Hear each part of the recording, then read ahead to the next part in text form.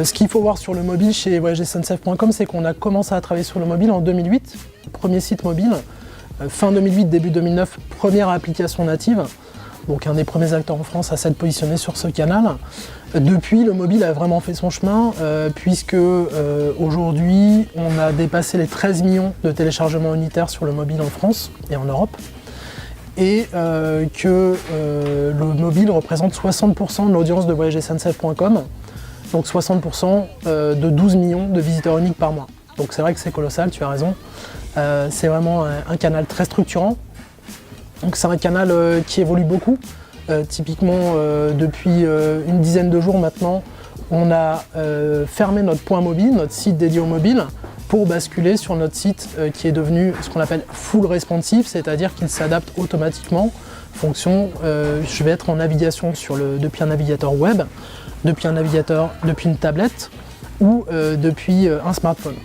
Donc ça, c'est une grosse évolution du mobile qu'on vient de mener il y a 10 jours là, et on vient de faire la bascule sur notre site full responsive pour le mobile.